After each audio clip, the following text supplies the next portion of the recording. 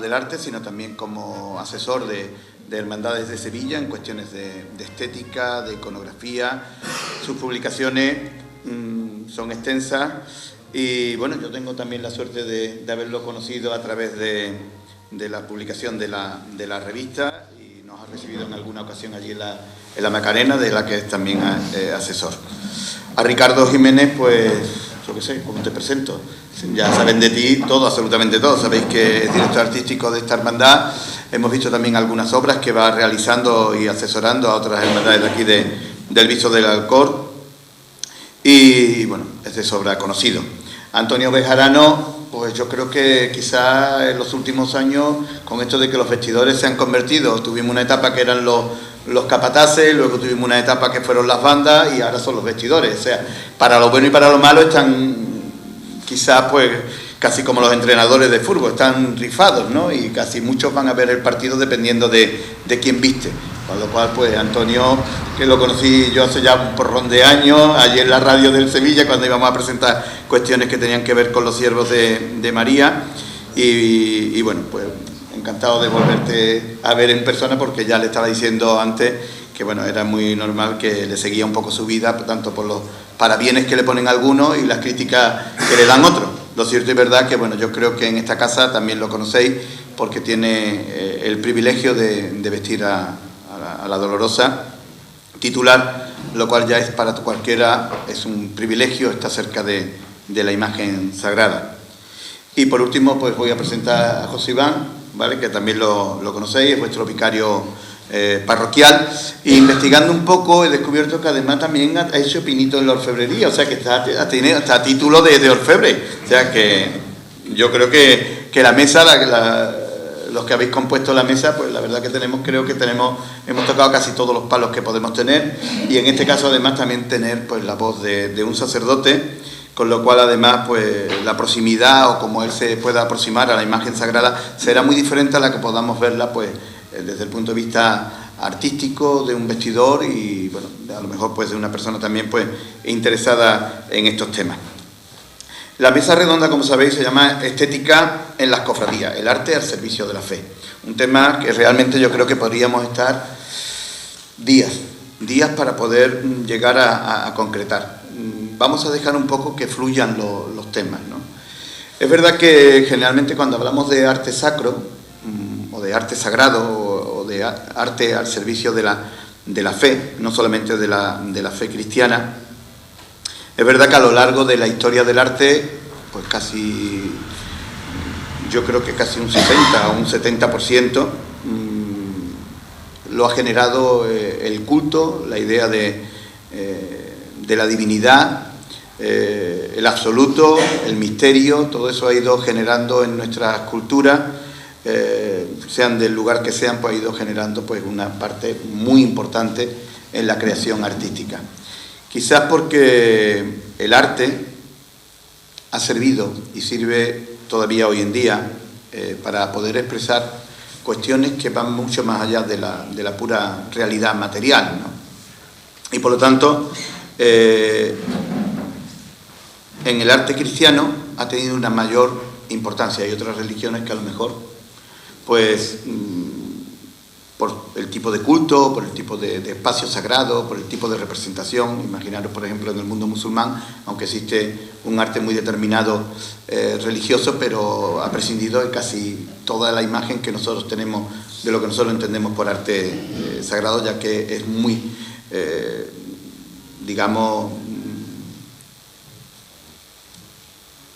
mínimo lo que necesitan para el culto, ¿no? Más que nada una arquitectura para el culto.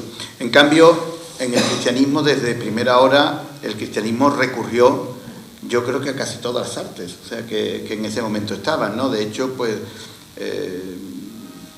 recogimos en un primer momento, pues, por ejemplo, la imagen del buen pastor, ¿no? En las propias catacumbas, cuando todavía casi no había cristianismo como tal, en el sentido que lo tenemos actualmente, o de una iglesia ya formada, pues se recurre, pues, a imágenes y a símbolos que van generando, pues, un tipo de fe. Y esa era por donde iba la primera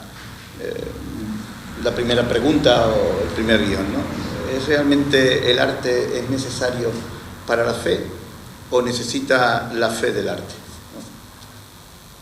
Y nos vamos a centrar principalmente en el cristianismo, o sea que es donde estamos, porque nos podríamos llevar también días enteros, ¿no? ¿Es realmente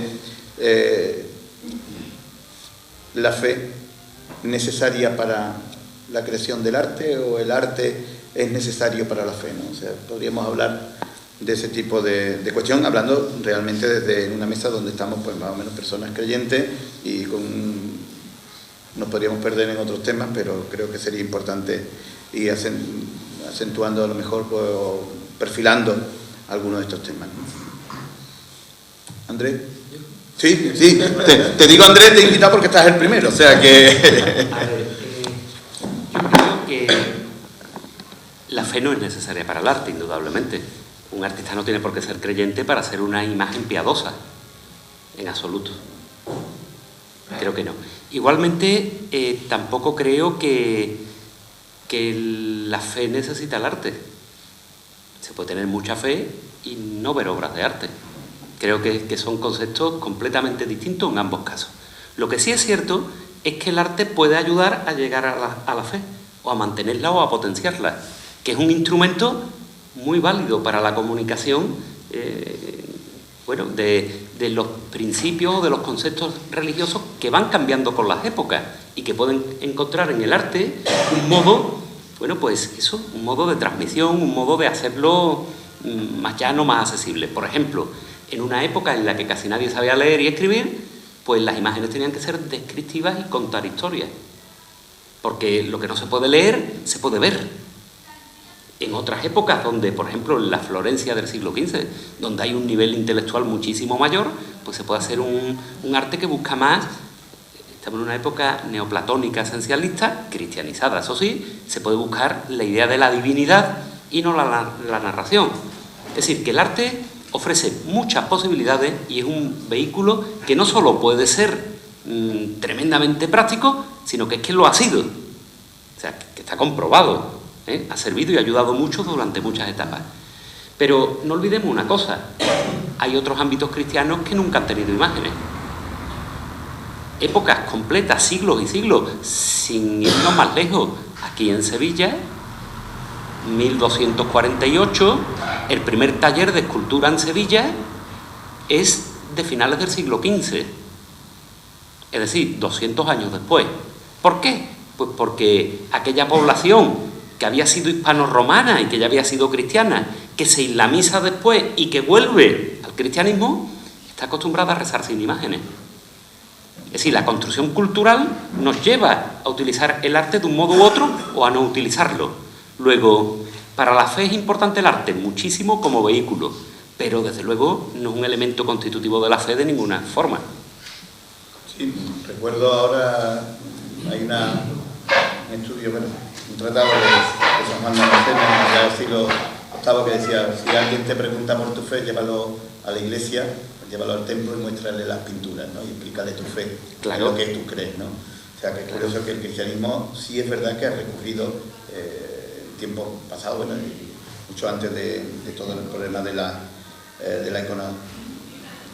iconoclastia. Y la verdad es que, bueno, siempre ha sido importante para el cristianismo esa expresión. De hecho, bueno, pues hasta el Concilio Vaticano dedicó una buena parte también al estudio de las nuevas artes. Curiosamente, los dos últimos pontífices, tanto el Papa Francisco como Benedicto XVI, pues han estado hablando de la importancia que el arte tiene en la difusión del cristianismo, ¿no? Efectivamente, es muy importante, importantísimo como transmisión, como vehículo, como herramienta, pero una cosa está clara, la fe no se razona. ¿La fe se tiene o no se tiene? Claro. Entonces, ¿que es un instrumento para llegar a ella? Evidentemente. Por eso hay tantas obras de arte. Por eso se han utilizado en todas las épocas. Por eso han salido las procesiones a la calle. Las procesiones no es solo el culto a una imagen o la obra social que hacían desde los orígenes. Era también un modo de expresar la fe, los que la tenían, y de convocar a los que a lo mejor pues estaban más dispersos para que pudiesen tenerla, ¿no? Te voy a pasar porque sí es cierto, y yo creo que quizás, a pesar de que habría que esperar casi al Concilio de Trento, cuando se reguló, se tipificó, aunque ya había habido anteriormente estudios sobre la importancia que la imagen tenía, y bueno, yo creo que casi las cofradías es el momento en el que el clero y la iglesia oficial va a recurrir, pues curiosamente, como un modo de evangelización, ¿no? En Trento yo creo que se fija bastante. Sí, digamos que en Trento es un poco como la eclosión del tema artístico dentro de la iglesia, y surge más que nada como una reacción contraria a, es decir, con la reforma de Lutero se pone en duda el hecho de que la imagen de Dios sea representable, es decir, ¿por qué si nosotros venimos de un judaísmo en el que Dios no se puede representar, por qué en el cristianismo sí tenemos imágenes a las que adoramos? Según decía él, pues es verdad que la imagen no se adora, la imagen se venera. Es la primera diferencia que hay que hacer en cuanto al culto que se le da a la imagen. Entonces, frente a esa equivocación que digamos que tiene Lutero, porque al final, bueno, ¿por qué en el cristianismo sí podemos representar imágenes? Porque al fin y al cabo Dios se ha hecho uno como nosotros. Es decir, cuando Jesús se hace hombre, se encarna. Tenemos una imagen visible de Dios que nunca había habido, porque antes Dios no se había presentado en forma a nadie, ni había mostrado su rostro. Ya tenemos ahí el episodio de Moisés cuando pasa la gloria delante de él y le dice: tápate la cara que si no morirás, ¿sabes? Cuando Jesús se encarna ya tenemos la referencia de que a Dios se le puede representar porque Él mismo se nos ha mostrado. Entonces, frente a esa iconoclastia que surge con la Reforma Protestante, la Iglesia, ¿qué dice? Ustedes decís que no, nosotros decimos que sí, porque hemos visto que este hecho de representar a Dios es algo que al pueblo le ayuda a acercarse a Él, ¿no? Siempre está el dicho este famoso de una imagen vale más que 1000 palabras, ¿no? Siempre muchas veces aprendemos de un vistazo cuando vemos algo y nos cuesta más la teoría. Es decir, pues, a mí mismamente en el colegio me pasaba, ¿no? No es lo mismo aprender con una foto el funcionamiento del intestino a que te lo cuenten en un texto.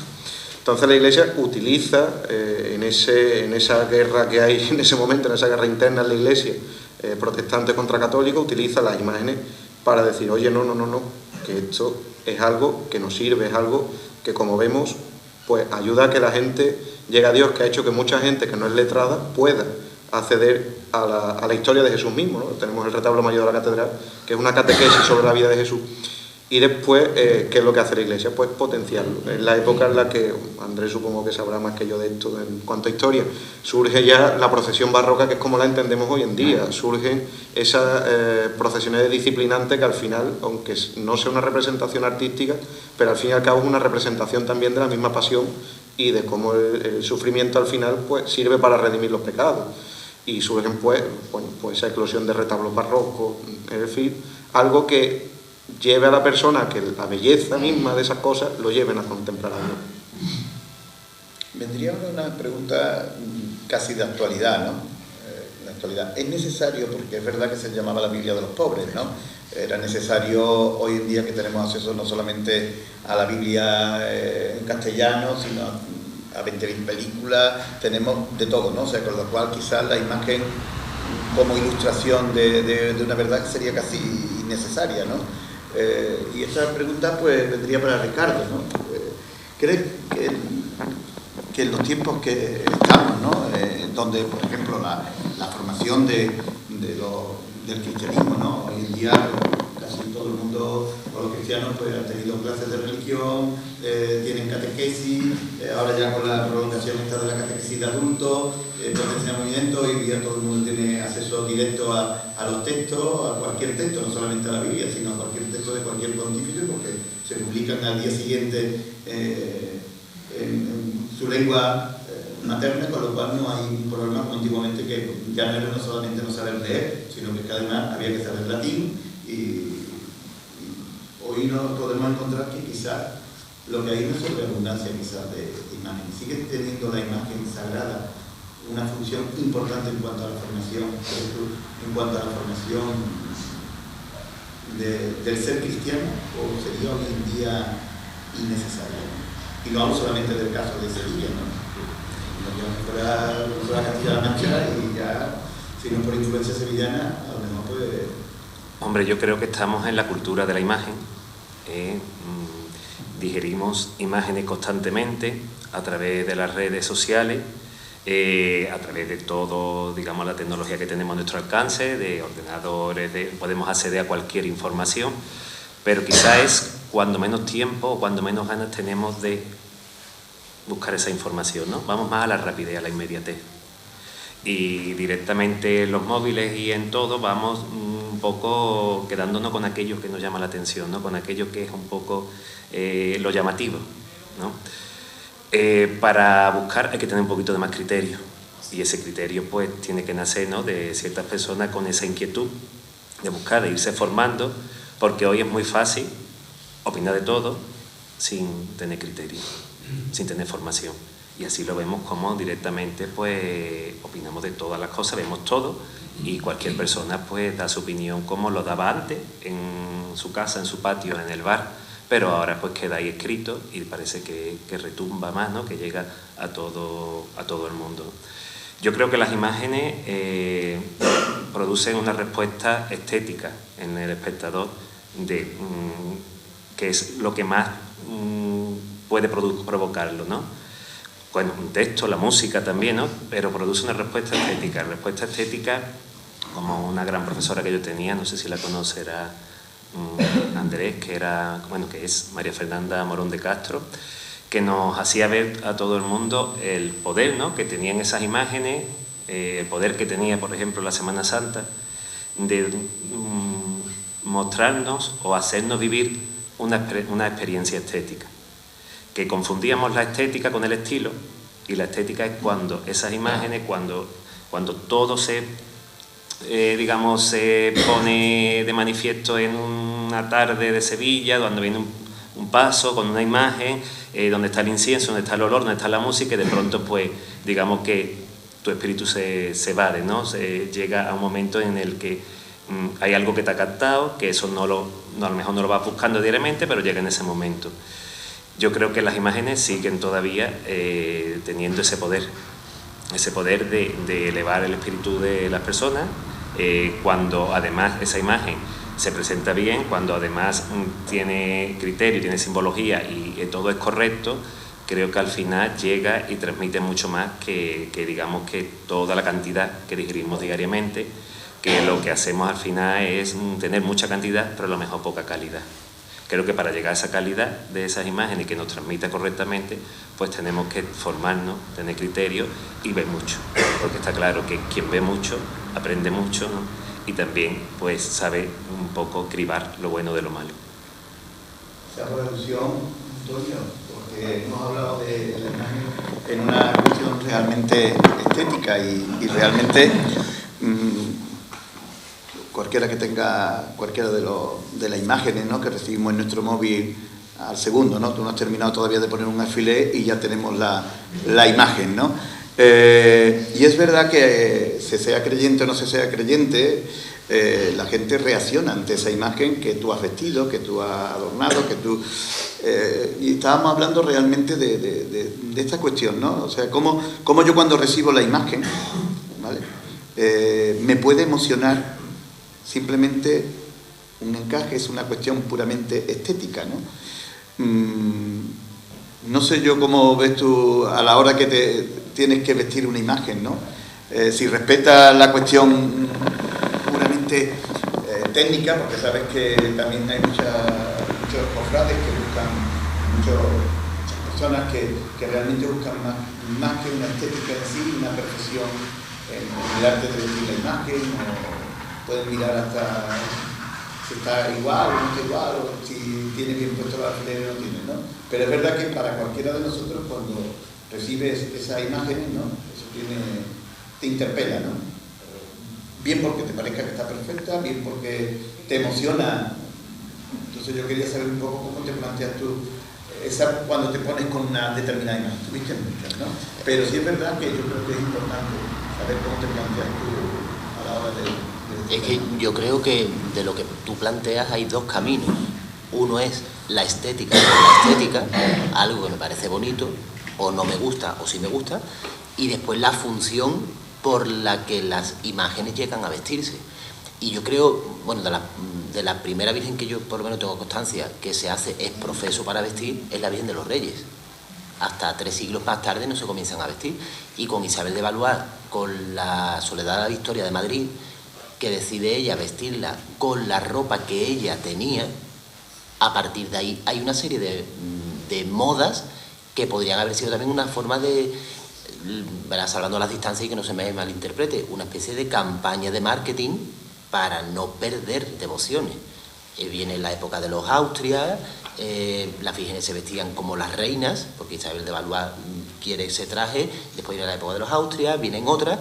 Después, en los años 30 del siglo pasado, nos quedamos sin monarquía y digamos que eran las actrices de cine las reinas que había en el popular, ¿no? Después es verdad que, claro, si grandes devociones de imágenes maravillosas, como la Virgen de Gracia de Carmona, la Virgen de Regla, de Chipiona, la Virgen del Rocío, si en un momento dado no se hubieran adaptado a esas modas devocionales, mutiladas algunas, sobrevestidas otras, lo mismo hubiesen quedado perdidas en el olvido, como el caso de la antigua y 7 Dolores, que la tenemos en la iglesia de la Magdalena, que fue una de las grandes devociones de la ciudad, y hoy en día está allí más tranquila, pobre que la mar. Entonces, claro, si nos vamos adaptando a lo que las modas han ido, se hicieron por esa campaña de marketing para no perder la devoción y revitalizarlas incluso, pero claro, llega el momento en el que, como tú bien dices, desde tu casa, en el sofá, tú puedes ver el universo entero de lo que te dé la gana. Y el tema de las hermandades también se ha frivolizado un poco. Y después, que lo hemos comentado Andrés y yo en alguna ocasión, el a mí me gusta. Las cosas no me gustan a mí o te gustan a ti, las cosas son. Y mira, había uno de los vestidores clásicos por antonomasia en Sevilla, que yo hubiese dado lo imposible por haber visto a todos reunidos en una mesa redonda en su época. No interesaban. El vestidor era un cascarón de huevo, que era una persona más bien, el concepto popular, de una persona aburrida, vinculada a la iglesia y que se distraía con los encajitos. Y la camarera era la típica sorterona que se había quedado para vestir santo. No estaba en boga, ni siquiera puesto en un punto. Verás, esto por no decir más barbaridades, que también las hay. Pero bueno, entonces, ahora es verdad que parece el tema del vestidor como que llega, ¿no? El vestidor hace una labor, primero, que la imagen te marca, el estilo de la hermandad te marca, y es una labor de equipo. Yo no hago lo que me da la gana, porque hay unos priostes que están por encima mía, y unas camareras que están al menos al mismo nivel. Y a mí no se me ocurre venir aquí e intentar poner a la Virgen como la Macarena, o como la Macarena que nosotros conocemos actualmente, que es la que nos ha dejado Pepe Garduño. Es todo un equipo de trabajo. Entonces, uno de los vestidores que yo estaba comentando antes, que se me va, decía, dice, hay dos vírgenes en Sevilla que están en hermandades equivocadas. Yo decía, ¿cómo va a ser eso? Yo pensaba que le habían cambiado la época de los siglos, tal. Y dice, son la Estrella y la Encarnación. Por su cara y por su fisonomía, no tienen ese tipo de palio ni esa forma de vestir con tantos encajes. Claro, con el tiempo lo he llegado a entender lo que él quería transmitir.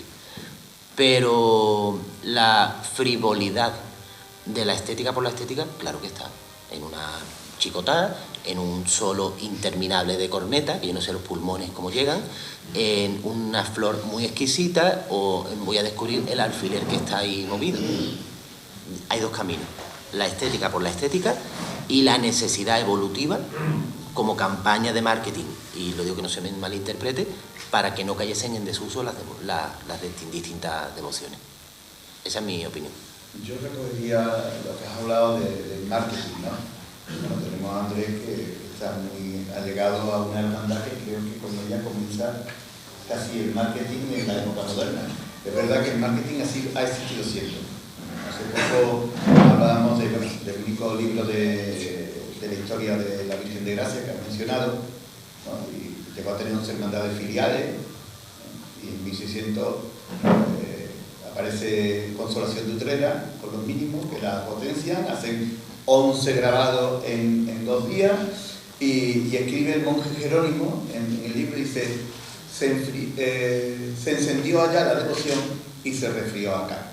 O sea, es curioso que ya en pleno siglo XVII pues se veía fácilmente el poder que tenía, por ejemplo, la estampa, ¿no? Incluso el concepto estético más popular de, claro, las castas y la clase pobre lo que necesitaba era comer. Entonces, para atraer la imagen a los más pobres, aparte de la época pastoril y bucólica, la vocación de la Divina Pastora sale para que los pobres vean a la Virgen vestida con ropa sencilla, cuando la Virgen nunca ha sido pobre. Pero una forma de atraerla y que la viesen de tú a tú, más cercana. Hoy estamos, como vamos a ver, viendo, estamos en una época en la que la imagen realmente es importantísima, ¿no? Es verdad que el cine, por ejemplo, las primeras imágenes del cine, ¿no? Cuando la Macarena aparece, ¿no? O sea, en 1898, ya recién inventado el cine, vienen para acá los hermanos Lumière y graban a la Macarena, ¿no? Además de otras imágenes, ¿no? A partir de ese momento yo creo que quizás con la Macarena se inaugura, o con la Hermandad de la Macarena se inaugura un tipo diferente de vender la imagen, ¿no? Aparte de lo devocional, ¿no? Todos hemos conocido nuestras cajas de polvorones, los almanaques de la Macarena, y yo creo que ha sido la gran difusión de una imagen con una tipología determinada, una manera de vestir determinada, un palio determinado, el uso de unos colores determinados, o sea, una estética determinada que hoy en día se toma casi como por universal, ¿no? Sí, es cierto. Bueno, hay una explicación lógica. Hay una explicación muy lógica de todo esto. Y después hay que tener en cuenta unos valores también, para hacerlo. Me explico. La explicación es que la Hermandad de la Macarena durante siglos no necesitaba tener hermanos. De hecho, si miramos las actas de la hermandad, las nóminas de hermanos son mínimas, ridículas incluso. Es decir, cuando se han hecho el palio negro, el palio rojo, el manto de malla, el manto de tisú, las túnicas del Señor, la capilla en San Gil, se ha hecho basílica incluso, se ha agregado a la basílica San Juan de Letrán. En ese momento la hermandad tenía 30 hermanos, 35 hermanos. Fíjense bien, el barrio de la Macarena era un barrio que tenía una parte intramuro, otra extramuro, que tenía una economía semirural, había huertos dentro y fuera, y donde la mayor parte de los hermanos trabajaban en el mercado que entonces era de la feria, que con la reforma del siglo XIX pasarán a la Encarnación, y de ahí el vínculo con el mercado de la Encarnación, porque pasan como mayoristas los antiguos de la feria. Bueno, pues en una hermandad donde no hay hermanos, como es lógico, ¿cómo se resuelven las cosas? En ese barrio tan distinto que en la calle Parra, en la calle Pozo, en la calle Relató decían vamos a Sevilla, por ir a la calle Sierpe, y así está recogido, y donde se pueden ver las fotos, como visten de un modo distinto. Tenemos las fotos antiguas, por ejemplo, de la Hermandad de Pasión, van vestidos los señores con chaquetas, corbatas, sombreros, y tenemos las de la Macarena y parece que estamos en la feria, con las fajas, los sombreros de ala ancha, una economía casi rural. Bueno, pues las decisiones se tomaban en el barrio. Se apuntaban los que iban a ser miembros de junta. Esos son los que forman la nómina de hermanos. Y ellos no toman decisiones, ellos las proponen, las llevan a los corrales no entendido como corral de vecino, sino como corral, como casa con corral detrás. Y allí las señoras son las que mueven familiarmente la propuesta de la Junta y le dicen lo que hay que hacer a la Junta de Gobierno. Bueno, hay dos casos sonados. Digo esto antes de ver el marketing y para que veamos los significados, lo importante que es. Un caso sonadísimo. Nombran un párroco que no quieren las señoras del barrio. Porque el párroco... Pero, don José, pero porque esto es graciosísimo. Todo esto está registrado en actas, ¿eh? En actas, donde firma el director espiritual de la hermandad, que es otro sacerdote. Bueno, pues no quieren las vecinas al párroco porque el párroco, se han enterado, es un jesuita que da misa en la calle Jesús del Gran Poder, y se han enterado que durante muchos domingos está diciendo que la Virgen de la Esperanza es una imagen maravillosa, que es la Virgen misma, y que él daría lo que fuese porque fuese a la iglesia de la calle Jesús del Gran Poder. Con lo cual las vecinas dijeron, este de párroco aquí no, que se lleva a la Virgen. Nada, no lo queremos de párroco. ¿Sabéis ustedes lo que hicieron las vecinas? Durante 6 meses hacían guardias en la calle Pozo, la calle Sacunto, la calle Relator, para no dejarlo pasar. Iban con los barreños de zinc, con manteca, añil y pluma. Cuando llegaba el pobrecito párroco lo emplumaban. El hombre tenía que salir corriendo para atrás. Solo una vez en 6 meses pudo acceder. Insisto que esto está en actas, que esto no son interpretaciones, que esto está recogido y publicado.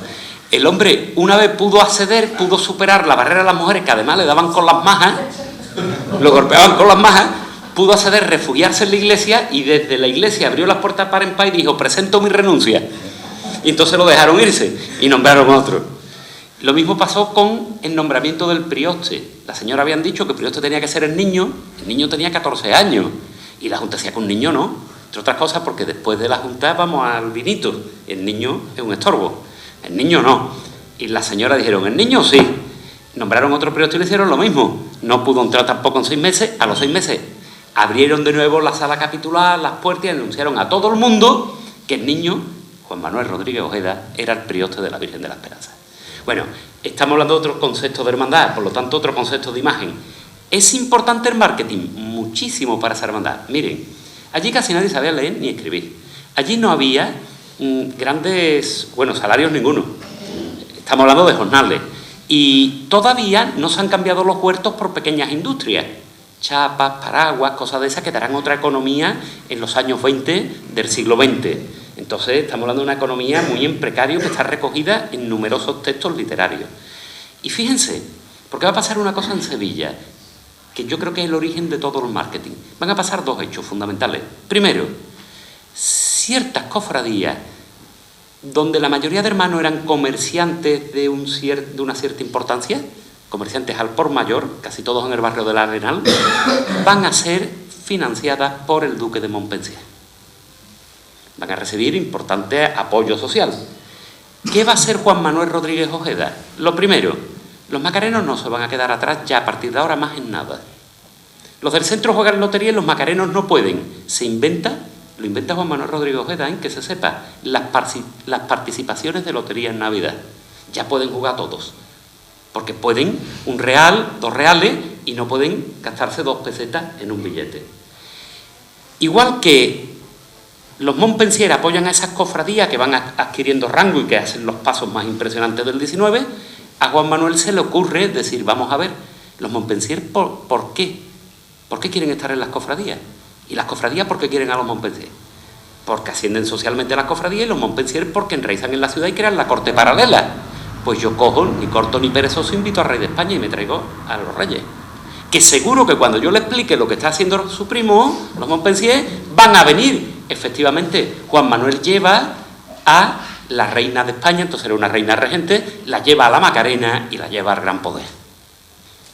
De paso ponen 1000 pesetas, los toreros cobraban en reales, digo los toreros para que veáis sueldos importantes, y ella pone 1000 pesetas, que era una fortuna, para el manto de malla de la Virgen de la Esperanza. Bueno, pues fíjense, ahí hay un aprovechamiento mutuo.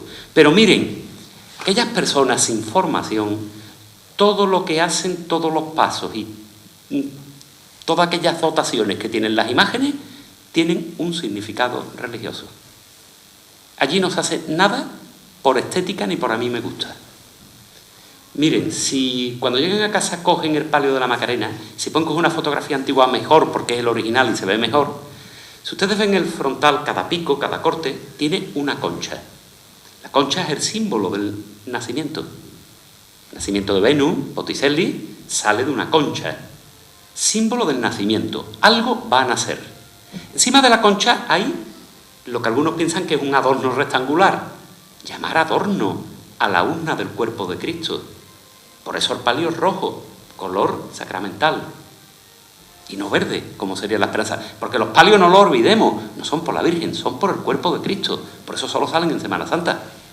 No los lleva la Virgen del Carmen, las demás vírgenes. Iba a decir la de Rocío, que sí lo lleva, pero esos son añadidos modernos, porque en época moderna se pierden los significados. Antiguamente, solo el cuerpo de Cristo. De hecho, todavía quedan crucificados bajo palio en Hispanoamérica y uno en la provincia de Sevilla.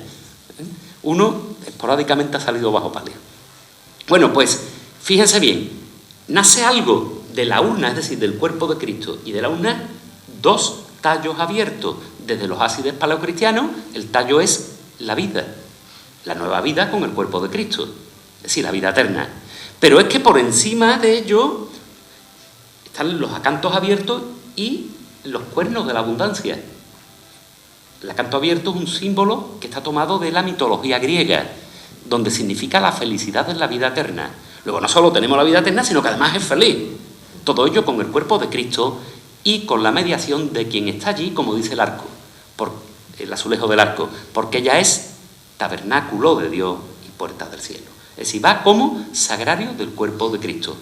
Si los palios no llevan los símbolos de Cristo, no significan nada. Y si no significan nada, sobran. Así de claro. Miren, voy a ser duro, tengo que serlo, don José, permítamelo usted. Sale en Sevilla un palio que lleva, tengan en cuenta ante otra cuestión, perdón, por favor, que es necesaria.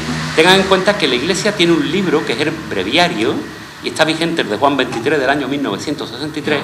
El primero fue de Pío V en 1555, con motivo de Trento. Un breviario que da los significados de los colores y de los símbolos de la Iglesia. Es decir, lo que está en ese breviario son las normas de representación que tenemos que seguir los cristianos. Dice el breviario, por ejemplo, que ninguna imagen de Cristo, de la pasión de Cristo, vestirá de blanco, salvo, lo dice el breviario, aquellas que cumplen con algunos de los requisitos que refleja ese escrito. Por ejemplo, aquellas que respondan a un criterio histórico. Jesús ante Herodes, Jesús ante Anás, el desprecio de Cristo, es vestirlo de blanco porque el blanco señala al enajenado mental y así humillan a Cristo. O aquellos otros que responden a un símbolo universal. La paz, por ejemplo, su símbolo es el blanco. O los tres motivos para los que reserva la Iglesia el blanco, que son, y lo dice con letras mayúsculas, cambia a mayúsculas, y dice, los de máximo gozo. 2 puntos. El nacimiento de Cristo, la resurrección de Cristo y el cuerpo de Cristo. ¿Se dan cuenta? Si vestimos a un Cristo descriptivo de blanco, vamos incumpliendo con las normas de la propia Iglesia. Pero es que esto lo podemos llevar a un límite mucho peor. En ese breviario nos dicen que el pavo real es el símbolo, en la cultura cristiana, católica, apostólica, romana, de la codicia y el pecado. Luego, si ponemos como motivo central del palio, y lo lleva uno de Sevilla, el pavo real por una cuestión de estética, estamos diciendo que el cuerpo de Cristo es codicioso y pecador. Cuando esto se dice, contestan desde la hermandad. Dicen, bueno, no, es que nosotros no hemos hecho un paso simbólico, sino histórico, y es un bordado otomano. Claro, como yo contesté desde la prensa también, no sabía que Cristo y su madre eran musulmanes. Miren ustedes, los símbolos son símbolos y todo tiene que significar algo. A partir del 36, yo entiendo que entramos en una economía de guerra. Ha habido una guerra terrible, el mayor despropósito que ha podido tener la historia de España, y eso después va a tener unas consecuencias. Entre otras, la reducción económica, material, tal y tal y tal. Y una de las figuras que se suprime es el diseñador de los talleres. El diseñador era el que sabía de estas cosas, y era el que consultaba con los sacerdotes, y era el que era amigo de los párrocos, y era porque antes había un provisor de palacio que comprobaba el decoro. El decoro no tiene nada que ver con la moral ni con... Sí, pero lo hay, pero es otra cosa. A ver, antes ese provisor de palacio, el decoro era simplemente que el tema representado correspondiera con lo que enuncia correctamente. Por ejemplo, si es San Pedro, tiene que llevar la llave. No nos podemos inventar otra cosa. Y tiene que tener pelo rizado y corto. No puede ser carbito y la barba blanca. Porque entonces confundimos al cristiano. Y ese era el decoro. Ahora lo que hay son asesores patrimoniales. El padre Gutiérrez, bueno, el padre Gutiérrez fue mi maestro directo, iba a decir un tío, perdóneme, padre, era un tío estupendo. A él le gustaba que fuésemos coloquiales, pues yo lo voy a decir como lo siento. Era un hombre sensacional, pero él era incapaz de llamarle la atención a nadie, por muy provisor de palacio que fuese. Es decir, que si se metían la pata con estas cosas, él no se lo iba a decir. Porque pensaba que lo hacían por ignorancia, pero no por maldad. Y que entonces que no... Pero la verdad es que si hay un breviario, a los cristianos del resto del mundo los estamos confundiendo. Si yo he visto al Cristo tal que no le corresponda de blanco, le estoy diciendo al cristiano que está en Irak jugándose la vida, le estoy diciendo que yo gozo y disfruto de que a Cristo lo prendan, lo humillen y le peguen. ¿Te das cuenta de lo que es? Marketing, sí, necesario. Un programa necesario, pero tenemos que controlar los símbolos. Y los significados, no vale el a mí me gusta. Los que le quitan la divinidad a Cristo, quitándole los bordados dorados, siempre dicen a mí me gusta, como ha dicho Antonio. Sí. Parece que anda. A mí me gusta. Miren ustedes, el gran poder, por poner el ejemplo de la imagen más significativa del mundo, de ese tipo, el gran poder no puede parecer que anda porque no está andando. Así de claro. Gran poder tiene muy adelantado una pierna, inclina el torso hacia adelante y el hombro porque está recogiendo un peso que viene en diagonal. Probablemente llevara la cruz al revés, en origen. No está andando, sino sosteniendo un peso. Por lo tanto, si alguien quiere creer que con una zancada tan amplia se puede estar andando, nadie anda así. Es imposible, es ficticio. Es decir, que estamos sacrificando la divinidad de Cristo porque una tela se mueva. Una tela a la que además le ponemos plomo y le ponemos un pliegue aquí para que se mueva artificialmente. Luego estamos desviando la presencia de Dios para satisfacer nuestro ego de ver lo que queremos ver, que además no está. Ahí sí te no porque esté de acuerdo, que ni mucho menos. Que esté de acuerdo con el hecho de que despojemos de los símbolos de divinidad, sino que es verdad, según tengo entendido, no sé si será verdad, que la culpa de que el gran poder salga del liso la tuvo un cura, que fue Muñoz y Pavón. Sí. Que va a hacer caldo, que sí. Pero hay un motivo que a mí los hermanos del gran poder no les gusta que lo diga, dicen que eso como va a ser, pero es que yo estoy convencido. El año antes habían pagado una túnica bordada, se habían gastado mucho dinero, es decir que cuando uno se gasta tanto dinero en una túnica bordada, cuando siempre sale bordada no es para quitarla. Lo que pasa es que a la túnica no les gusta, porque se hace en un color morado muy claro, que como antes las cofradías salían más tarde, el gran poder entraba ya de día muchas veces. ¿Y qué pasaba? Que esa túnica con un morado tan claro de día y con el sol se veía blanca de lejos, no la querían. Entonces, claro, si te has gastado el dinero un año, el año siguiente no te lo puedes volver a gastar en otra. Y en aquella época las túnicas no se pasaban como ahora, con lo cual deciden la lisa, porque evitan el conflicto y el problema. Claro, es lógico, es lógico. De todas maneras, yo creo que además hay una cuestión, no sé, creo que hay una cuestión que es importante en el mundo de las cofradías, ¿no? Y es el cine, ¿vale? Muy importante. Exacto. Hay una nueva iconografía que surge de pronto, que la copiamos del cine, ¿no? Desde el primer momento, porque las primeras películas que hay son de historia sagrada y muchas primeras, ¿vale? Y entonces curiosamente muchas de las imágenes y hasta Castillo de Asturias a la hora de componer los misterios abandona estructuras barrocas para hacer realmente encima del paso pues iconografías que están tomadas del cine, ¿no? El mismo Gran Poder con esa túnica lisa nos puede recordar películas. Después de la última de Mel Gibson hemos visto ya muchas imágenes que van vestidas al estilo de la película de Mel Gibson, ¿no? Con todo ese falso arqueológico que han querido inventar, ¿no? Entonces, y luego tenemos otro problema, y esa va a ser la pregunta, ¿no? ¿Realmente está el pueblo cristiano preparado actualmente como para entender de iconografía y de temas realmente que podríamos llamar de alto nivel cultural, que bueno, pues muchas veces hasta con los propios sacerdotes, yo sé que no se os da esa formación en cuestiones de estética y demás, y la verdad es que es muy complicado cuando uno entra en una capilla barroca, pues aquello es desconocido, ¿no? Cuando uno entra, para muchos sacerdotes, pues lo que allí está o cómo se han representado las imágenes, lo desconocen realmente, y eso hay que transmitirlo, o sea, porque si no, no podríamos encontrar por qué. Puedo vestirlo de blanco o puedo poner pavos reales o cualquier otro elemento que me pueda apetecer, ¿no? O la Plaza de España en la gloria del palio, ¿no? El escudo del Betis del Sevilla, lo llevan muchos pasos, por ejemplo. Vale. Entonces, pues la pregunta yo creo que iría a partir. Mira, el principal problema, y esto no es una crítica incluso a los mismos curas, ¿no? El principal problema es que la catequización del pueblo hoy en día está bajo mínimo. Es decir, el primer problema es que desde el principio de la formación ya está fallando. Entonces, si a la estructura le fallan los cimientos, esto se viene abajo como si a un edificio le falla la parte de donde está cimentado, griete para abajo. Entonces, el primer problema es que, lo que tú dices, la gente hoy en día no entiende las cosas. ¿Por qué? Porque no se nos ha explicado. Si a los mismos que tenemos que explicar no se nos explica, a no ser que bichemos por internet conferencias de don Andrés,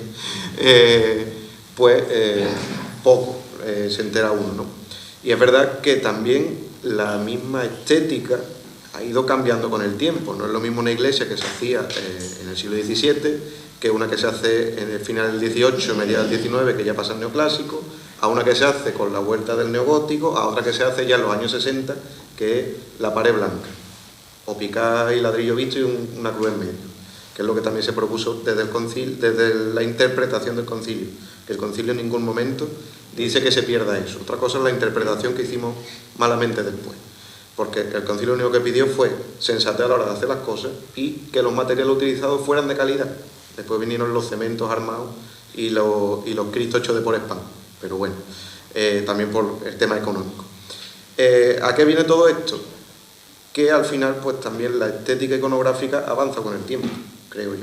El problema es lo que ha comentado Andrés antes, de que ha avanzado sin haber tenido en cuenta ciertos criterios.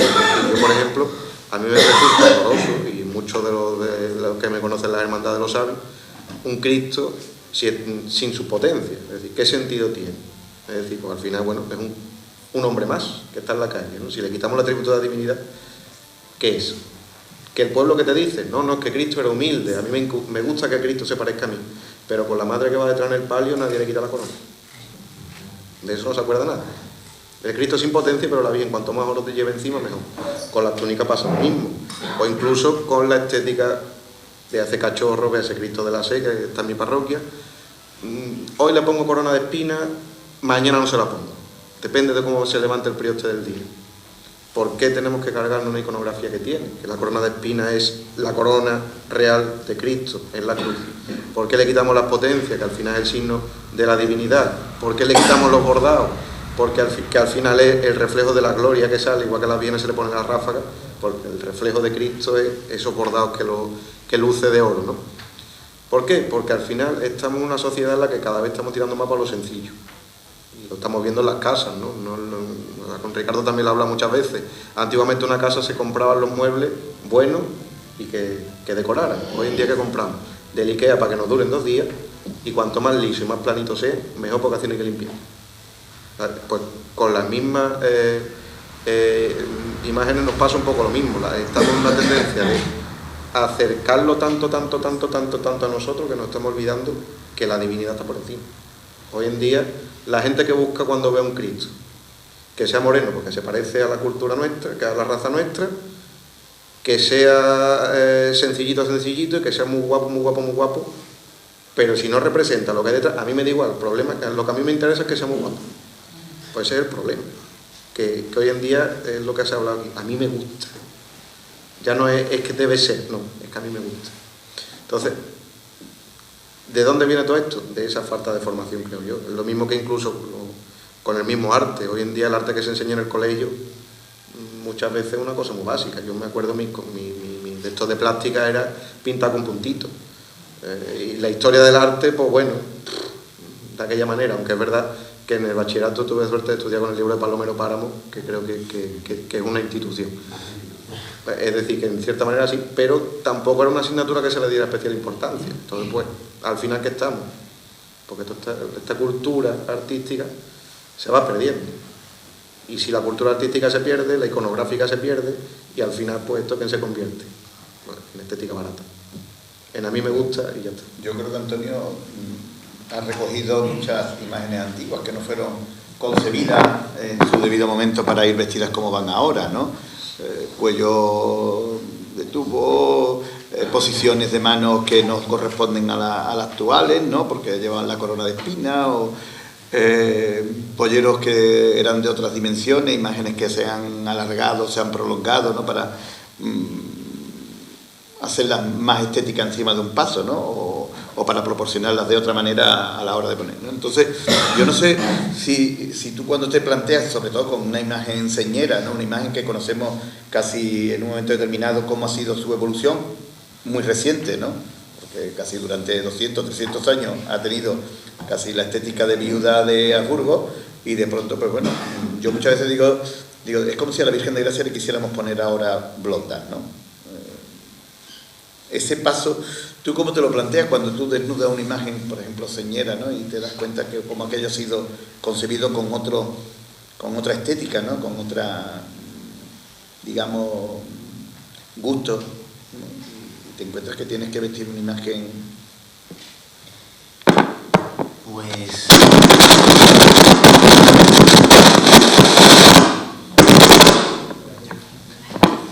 ya. Es que claro, cuando Montserrat se hace con castillos y leones, no lleva con castillos y leones toda la vida. Y es verdad que su cuello es más bien de tubo. Cuando yo llego a una hermandad, yo al fin y al cabo soy de esta época. Y yo siempre pongo el mismo ejemplo porque a mí me parece muy gráfico. La Virgen del Subterráneo tiene un azulejo maravilloso en la fachada, que si tú reproduces lo que está exactamente igual, te destrozan. Te destrozan de cualquier manera, imagínate, de esa forma. Claro, el encanto de los sepias tiene un matiz diferente. Entonces, mi proceso, yo te hablo lo que yo hago, yo respeto a todo el mundo. Yo no quiero hacer un alarde de rizos por otros lados, ni de 5.000 pliegues de manto por otros lados.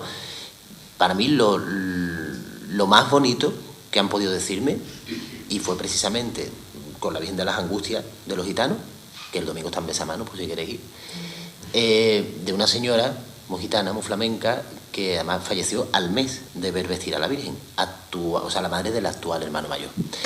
Y ella decía que la Virgen estaba muy bonita, que estaba más joven, que estaba más alta, más delgada.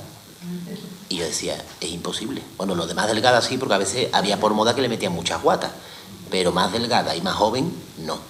Entonces, mi intención, aparte que me gusta muchísimo la pintura y el efecto pictórico en las imágenes, que se consigue más en hebrea y en luto, porque normalmente no hay muchas ropas bordadas en luto, es que haya algo que esté proporcionado, que haya armonía y que no destaque nada por encima de la cara de la Virgen.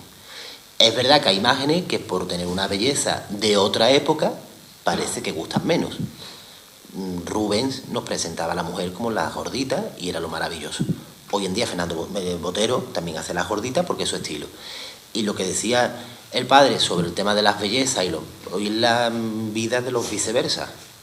Entonces, pues claro, se busca ese concepto. Hay imágenes muy antiguas que no son bonitas y no les gusta a la gente. Que no digo que esté bien enfocado, pero que a veces enlaza una cosa con la otra. Y lo del el tema de vestir a la imagen, para mí mi mayor logro es, porque además es la obligación mía, que esto no es un capricho de voy a ponerla como si fuera Jean-Paul Gaultier ni como fuera los Víctor Luquino, no, es que es un instrumento para que el que reza encuentre un vínculo más fácil para llegar, o más atractivo para llegar a esa oración. Entonces no puede estar nada por encima de la imagen. Y es una responsabilidad muy grande. Hay veces que a mí me gusta, pues, no por discriminar, he puesto ejemplos de hombres, pues ahora va alguno de camareras. Este tul es el que más le queda mejor a la Virgen. Es que es el de novia de mi hija, ¿sabes? Y ahí ya puedes ponerte en cruz. Y hay veces que, hombre, verás, ahí lo que Andrés dice va a misa. Porque él está preparado y sabe que un acanto, un bordado, una corona de espinas, unas potencias, todos son elementos obligatorios, independientemente de que el Señor esté más cercano, que te guste, más moreno, menos moreno, o más liso con su bamboleo de sus túnicas. Pero es que hay unas cosas que son cerradas por norma, como tiene la Iglesia, es que si os fijáis todos equipos. en un montón de historias. Claro, cuando se cumple. Y yo como vestidor, que no me siento vestidor, porque eso es una cosa mía en mi vida y fijaros la que llevo para adelante, pero ni voy a hacer lo que me dé la gana, porque además, sí, gracias a Dios tenemos grabado y tenemos fotografías antiguas.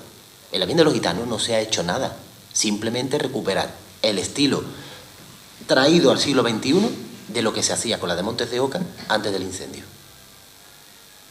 Y cuando dicen, por ejemplo, que a mí me da coraje, ¿has redescubierto la Virgen de las Tristezas? Yo no he redescubierto nada, yo no he una varita mágica ni nada, simplemente se ha ido por las modas que hubo en los 80, que todas iban con unos polleros gigantes. Hay gente que me dice que soy el Atila de los polleros, porque donde llego no hay un pollero, que no es así, pero bueno, pues en los 80 esquinas gigantescas, en Veracruz ha salido con esquinas de gladiolo, el pollero gigante, manto recogido, carretería, ha salido con vela rizada y tocándole la Cruz Roja a los campanilleros. Entonces, ¿dónde está la historia? Yo creo que ahora hay una corriente que me parece a mí que me encanta, el que cada una está como perfilando esa puesta en escena. Yo de algún sitio me han dicho, me gustaría, ¿qué te parece si le ponemos esto como tal virgen, esto como la otra? Digo, tú lo que quieres es un Tetris. Porque no lo haces tú. Porque después los muertos van para mí. Para lo bueno estamos todos. Para lo malo, a este que se le ha liado. Que es lo que tú dices en Instagram. Yo no tengo Instagram. Y me ponen a parir y me ponen por las nubes. O sea, es de todo. Pues no es eso. Porque hay que saber un poco más los materiales que se utilizan, las herramientas que tenemos y el por qué se hacen las cosas. No sé si os ha quedado claro. Sí. Vale. Ricardo, creo que hay una cuestión importante, ¿no? Es verdad que cuando uno ve la historia bueno, el arte cofradiero, ¿no? Desde que se inicia, ¿no? Cómo ha ido evolucionando y además, pues bueno, en el propio barroco vemos constantemente cómo va evolucionando, ¿no? Llega al siglo XIX y vemos, pues bueno, todas las imágenes que creó los académicos, ¿no? Y una forma de plasmar el dolor o la alegría, ¿no? Llega al siglo XX, nos encontramos, pues bueno, toda la influencia del arte francés, en Castillo Astor y Severi también, ¿no? Esos cristos que nos recuerdan muchísimo la pintura francesa y los motivos franceses.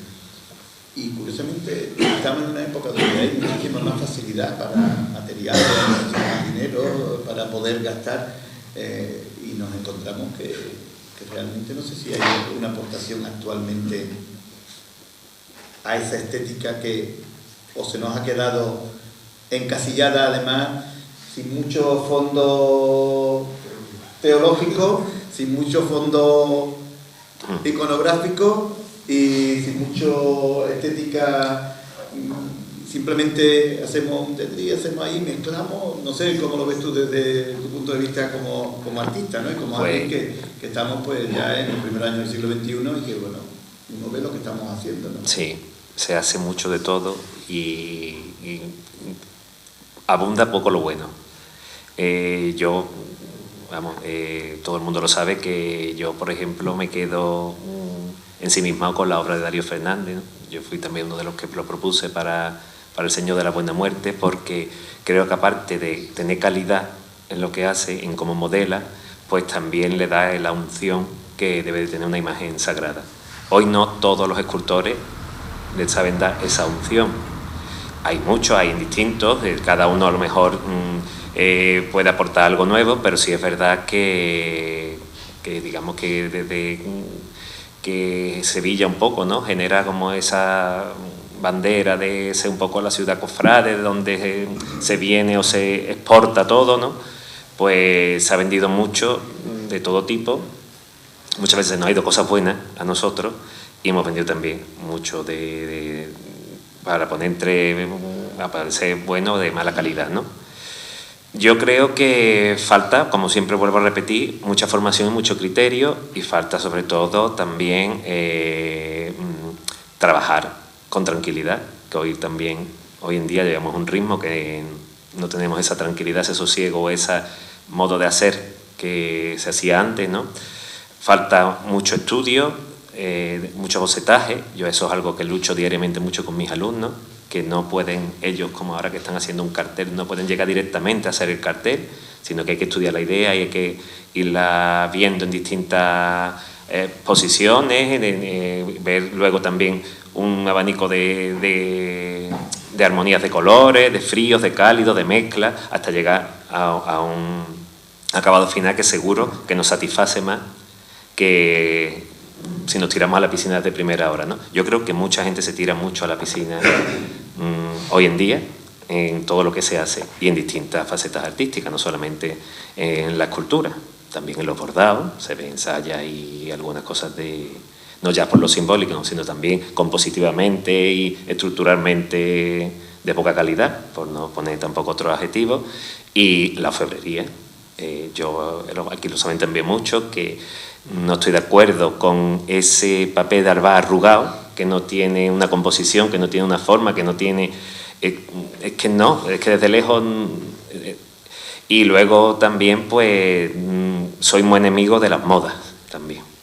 Yo creo que las modas han servido para evolucionar, pero es verdad que cuando algo llama mucho la atención, lo queremos todo el mundo adoptar, ¿no? Y no en todo sitio cabe, ni en todo sitio vale, ni sirve, ni tiene la función a lo mejor con la que ha triunfado en otra hermandad, ¿no? Yo creo que tenemos que mirar un poquito nuestra historia. Yo como director artístico, excepto la Hermandad del Rocío, que sí la hemos tenido que crear de la nada, en todo lo que hemos hecho un poco es mirar desde el principio, y en esa perspectiva que te da el tiempo, pues puedes escribir un poco lo que sí ha servido, lo que sí ha sido correcto, de lo que no, y poner en valor aquello que vale, porque todo el mundo con su buen criterio a lo largo del tiempo, pues a lo mejor dirigiendo una hermandad, pues se han perdido algunas formas de hacer, se han perdido algunas piezas de arte, algunas piezas decorativas, pero bueno, se puede recuperar.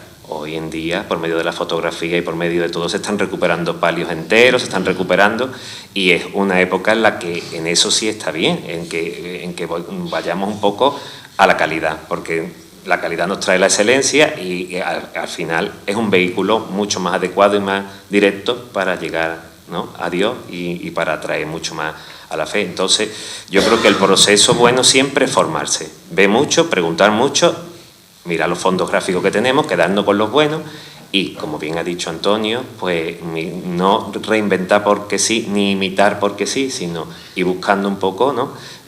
Ayudado siempre también, siempre hemos tenido la suerte también de contar aquí, o por lo menos yo cuento también mucho con Rafael, con Manuel Antonio, y ahora con José Iván, de preguntar en los colores, porque hemos hecho de todo, ¿no? Hemos puesto manguillas o hemos puesto frontales de altar de cualquier color, como si fueran equipos de fútbol. Ahora yo soy azul, lo que no toca el mío es negro, y de ir viendo un poco que vaya todo acorde, y al final, cuando eso se hace, te sientes tú más a gusto, y incluso cuando te preguntan la gente y dices el porqué, al final sientes que todo eso que se ha hecho tiene un porqué, tiene un sentido, y hemos aprendido algo nuevo, ¿no? Vamos por buen camino. No simplemente nos quedamos en la forma. Claro, y al final perdura en el tiempo. ¿Por qué se vuelve a retomar todos esos caminos y se vuelve a volver a hacer lo mismo? Porque al fin y al cabo hemos quitado algo que nos servía, que llegaba, ¿no?, a los demás. Yo creo que esa es la forma. Siempre el documentarse, no correr. Yo cuando, ahora en unas reuniones que hemos tenido también con el ayuntamiento o algo, digo, yo lo primero que pido es no correr, porque si vamos para una fecha concreta y no vamos a llegar, mejor no llegar, sino hacerlo bien y con calidad, y mirar los pros y los contras, y que siempre sea mucha gente con criterio, cada uno en su disciplina, para que todo el mundo aporte y llegar a un embudo que al final lo que salga, pues salga de calidad, llegue a todo el mundo, y por supuesto evitar o huir de ese comentario que ha dicho él de me gusta o no me gusta, porque eso también está minando mucho las hermandades. Este poder que tenemos todo el mundo de decir me gusta o no me gusta, que me parece que es fantástico, pero que no es aplicable a todo, ¿no? Todo el mundo tiene que juzgar algo que desconoce o que no entiende, porque antes, como hemos dicho, también había muy buenos artesanos, pero porque de padres a hijos iban aprendiendo el oficio y sabían, aquí en el Viso, pues los buenos carpinteros sabían las medidas que tenía una cómoda, Y no es como ahora que todo el mundo diseña la suya de una medida y al final no se sabe si es cómoda, si es sinfonía, si es qué es lo que es. Entonces todo tiene una historia, todo tiene un bagaje y todo eso está ahí y hay que recogerlo y hay que ponerlo a disposición actual y esta buena nueva corriente que ha venido dentro de las cofradías de recuperarnos ese patrimonio, pues a mí me parece muy positivo y además creo que tiene mucho que ver, y con esto termino, porque en los años de crisis se agudiza el ingenio. Cuando no tenemos dinero no nos podemos permitir fallar. Cuando vino el boom económico estrenamos mucho porque había que estrenar, porque había que estar en el candelero y se estrenó mucho y malo, que al fin y al cabo hemos gastado dinero para nada, ¿no?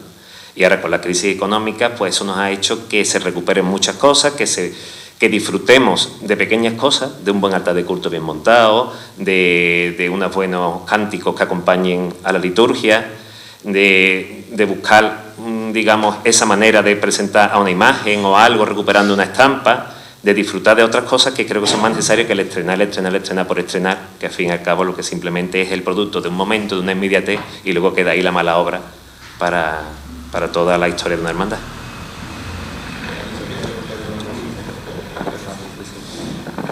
Con esto que ha dicho Ricardo de el estrenar por el estrenar y el nuevo rico, ¿no? Que es uno de los grandes problemas que hemos tenido en la cofradía.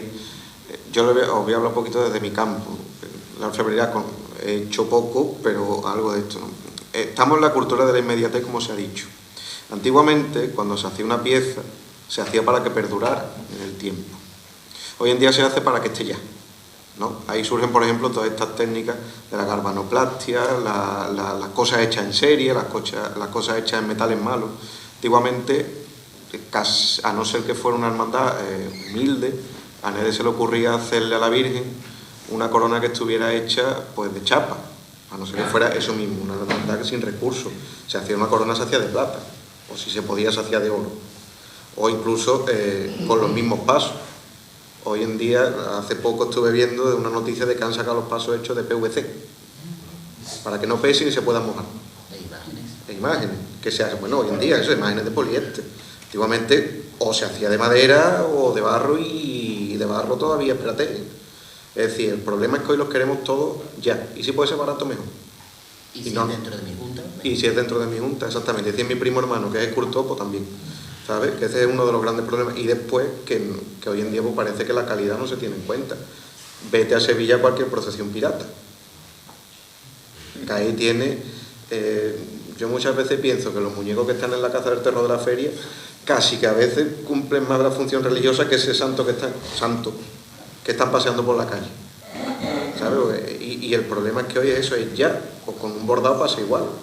Antiguamente se hacía un bordado, se hacía su estudio, se llevaba su tiempo bordando, se hacía con el oro de máxima calidad. ¿Por qué? Porque se estrena una vez y cuanto más años me dure mejor, porque no voy a tener dinero para hacer otro.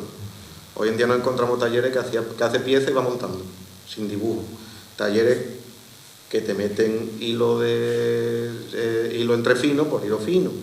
Talleres que te meten plástico por lo que debería ser oro. Recortes, terciopelo sintético.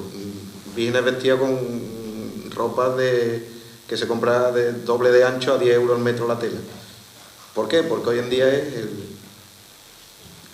decir, no puede ser, por ejemplo, que una virgen tenga 20 mantos, uno para la calle que está bueno y el resto lo vamos a tener todo de plástico, porque es que a la virgen hay que cambiarla todos los meses. Te digo virgen, te digo Cristo, te digo coronas para que tenga 4 o 5, y hacemos las más malas que encontremos para que tenga 4 o 5. Que hoy también se ha perdido ese de esto que hacían nuestros abuelos, que era ya que lo compro que me dure. Es lo que hemos hablado de los muebles del IKEA. Antes una cómoda se hacía de madera y si se podía de caoba para que no se la comieran los bichos. Hoy en día lo compro de cartón piedra. Perfecto. Exactamente, prensadito. Ya está, los ataúdes los hay de cartón piedra porque se los va a quemar. A mí me lo va a decir, que lo tengo en el sanatorio toda la semana. Porque ya que se va a quemar... Sí, no, porque además que no den humo, Pero después pasa eso, y hoy en día vete, por ejemplo, a las zonas de Madrid, por ejemplo, que estas hermandades que han surgido como seta. Ponte a ver una orfebrería, que es lo que hay ahí que esté trabajado a mano, que hay ahí que esté trabajado a mano. Cuando no es un morde, es galvanoplastia, y cuando no, una capita de níquel, que así me ahorro el baño de plata y me sale más barato, porque tengo que tener paso en 2 años.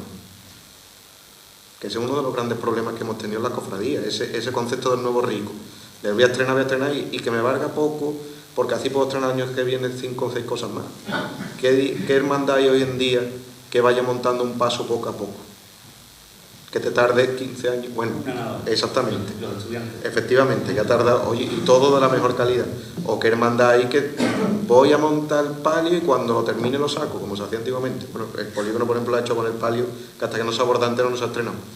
Pero esas cosas que antes sí se hacían así, que había años que una imagen no salía a la calle porque no estaba terminado el palio y no se había muerto nadie, hoy en día eso se ha perdido. Que es uno de los grandes, yo no sé qué piensas tú, Andrés, pero creo que es el gran problema que tenemos hoy en día. Los proyectos deben ser de las hermandades. Efectivamente, no ahí está. Cada vez no los gestionan, lógicamente los desarrollan y es muy evidente, ¿no? Pero tienen que ser de las hermandades. Y si no se pueden hacer en 4 años, pues no se hacen en 4 años. Pero es mejor tener algo bueno y después una crítica fuerte en eso. No se puede consentir que, y podemos poner el ejemplo de 16 cofradías nuevas en Sevilla, donde no hay ninguna imagen de Darío, de Fernando Aguado, la primera que hizo cuando no lo conocía nadie, de Martín Nieto, donde Juan Manuel Miñarro, un gran maestro, ha debutado en la Semana Santa a un año de jubilarse, y sin embargo, todo eso porque no lo quieren pagar. Y no son caros, ¿eh? Simplemente quieren cobrar algo justo para poder vivir, no más. Pero es que las quieren regaladas. Sin embargo, se gastan un dineral en bandas de música para salir de un modo inadecuado a la calle. Voy a ser muy claro, y voy a decir lo que pienso. La música puede ser muy adecuada. Si aquí hay personas que le gusten, evidentemente, salir a la Virgen del Valle con Virgen del Valle o a cualquier paso con Virgen de la Amargura, te transporta a otro nivel. Pero es que el problema de esas cofradías es que no llevan música solemne, llevan pachanga.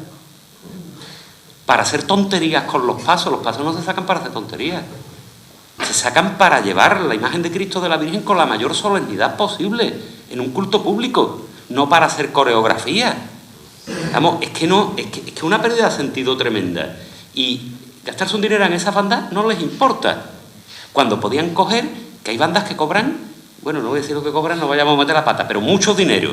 Y ese dinero resulta que en 4 o 5 años has pagado una imagen. Sal 4 o 5 años sin música, haz una imagen buena, otros 5 o 6 años sin música, haz un paso en condiciones, con toda la simbología, con todos los significados, y dentro de 10 o 12 años, cuando ya lo tenga todo, pones la banda.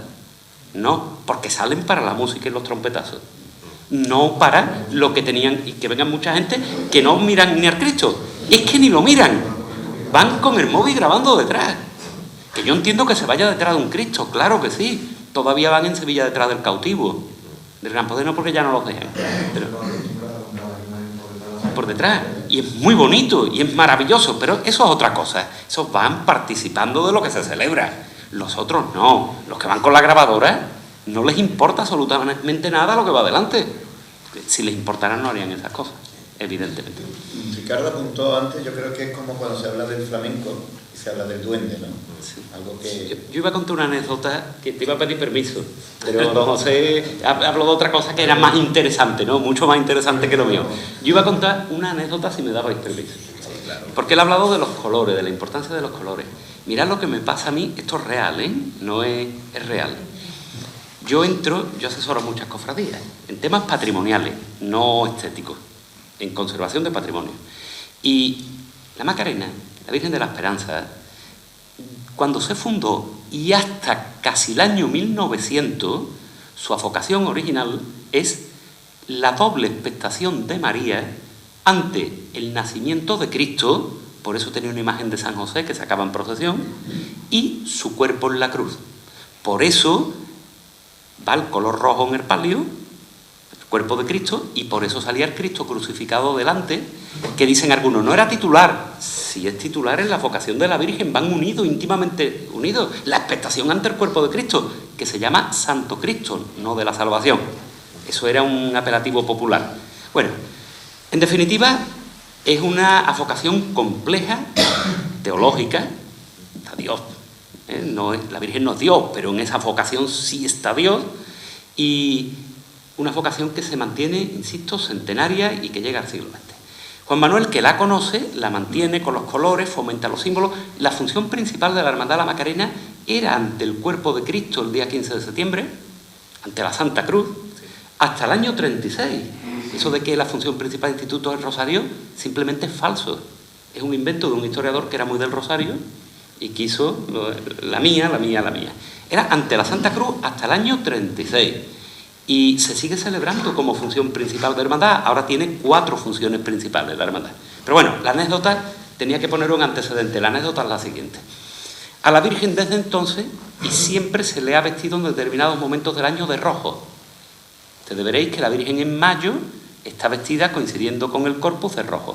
Y después se viste de celeste para el aniversario de la coronación, como la pureza de María.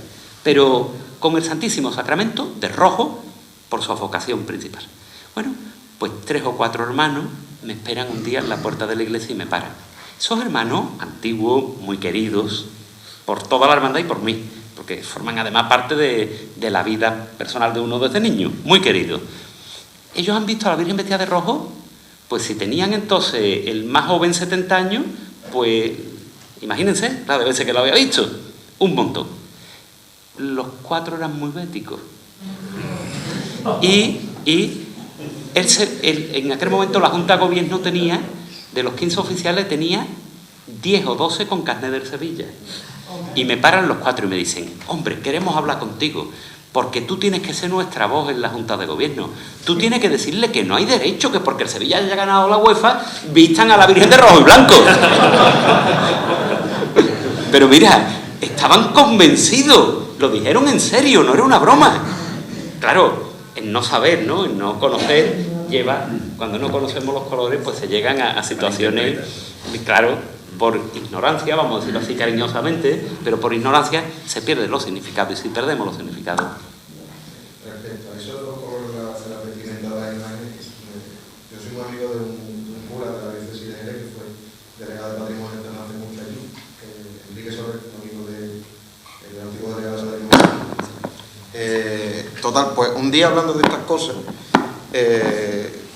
surgió el tema, no sé cómo fue, por ejemplo, del tema de vestir las vírgenes de blanco en verano para que estén fresquitas, porque pasan calor, y por otro lado, el vestir las vírgenes de negro en noviembre, que eso es un invento nuevo. Usted que está más versado en esto que yo lo sabrá. Es decir, ¿por qué? ¿Por qué la Virgen se viste solamente de negro en Navidad al mes? ¿Qué tiene el mes de noviembre de especial? Que sí, que conmemoramos los difuntos al principio. Se acabó. O sea, todo esto venía porque había habido un gran lío allí en Jerez, no sé por qué había sido, de que había habido una virgen que no la habían vestido de negro ese año. No sé muy bien qué había pasado. Claro, la respuesta de esto era hasta qué punto hemos llegado a darle tantas vueltas a las cosas que ya metemos iconografías donde no son. Por ejemplo, está de moda es virgen vestida para el tiempo ordinario. Virgen vestida para el tiempo ordinario de rosa, de rojo, de azul marino. ¿Y el color del tiempo ordinario cuál es? Verde, ¿no? O virgen vestida para la solemnidad de todos los santos difuntos, que eso es de lo último que me he encontrado, que vamos a mezclar toda la fiesta en una. Y te viste a la Virgen de negro, además en uno de los días, por lo menos para un servidor, y no porque sea de la Hermandad de Todos los Santos, pero el día 1 de noviembre me parece uno de los días más bonitos del año, porque celebramos a todas aquellas personas que han alcanzado la felicidad eterna, que es uno de los días más alegres de la Iglesia, y tenemos a la Virgen vestida de negro, cuando el día 1 debería estar vestida de fiesta. O igual, o la Cuaresma de Hebrea, que oye, que tiene toda su razón, porque al final la sencilla es lo que se busca en la Cuaresma, igual que la vestimenta de los curas. Pero lo mismo, otra iconografía creada nueva, que eso no existía antes, que es verdad que es una copia de los dibujos, de los cuadros antiguos. Pero me refiero a que ya hemos asimilado cosas que le damos unas razones teológicas que no las tienen. Es lo mismo que las vírgenes de blanco en verano, para que estén fresquitas. Bueno, yo no sé las de ustedes, pero la mía no suda. Un hecho real, documentado perfectamente en el archivo del Palacio Arzobispal. El cardenal, en aquel momento de Sevilla, le llama la atención a Juan Manuel Rodríguez Ojeda por vestir a las vírgenes de Brea, por vestir a la Virgen de la Iniesta de Brea. Pero ¿saben ustedes por qué le llama la atención? Y le pide que no lo haga. Porque no vestimos a las vírgenes de Brea, las vestimos de Palestina. y la Virgen no era palestina. Claro, esas ropas que les ponemos en Cuaresma pensando que están vestidas de hebrea, una hebrea no se pone un tocado envolvente, nunca. Se lo ponen las mujeres musulmanas, no las hebreas. Las hebreas se ponen, como viste Antonio Bejarano, que por cierto, lo vamos a decir, ya que después me riñe, pero lo de la Virgen de las Tristezas es una obra maestra del vestir, de la historia de las imágenes vestidas de Sevilla. Él sí es una gran aportación con una imagen que lo permite. Todas las imágenes, las barrocas no permiten eso, entre otras cosas por la configuración de la cabeza, que no es la natural como tiene la Virgen de las Tristezas, con un retrato del natural. Bueno, lo que ha conseguido con esa imagen es simplemente magistral. Y sí la viste de hebrea, que es con una toca suelta. Una toca que va a marcar el sentido de pureza originario que defiende la cultura hebrea, pero nunca envueltas. Bueno, estamos llegando casi al final, ¿vale? Y retomando el tema, dice, el arte al servicio de la fe, ¿no? Apuntó Ricardo la cuestión de la unción, ¿no? Que es como el duende para el flamenco, ¿no? La unción. Hay imágenes y imagineros que son capaces de transmitir unción, no sabemos muy bien qué hay, ¿no?, detrás. Hemos hablado, pues, de una serie de magníficos imagineros sevillanos, actuales, contemporáneos, que son capaces de que sus imágenes, aparte de tener un nivel artístico importante, realmente tienen unción.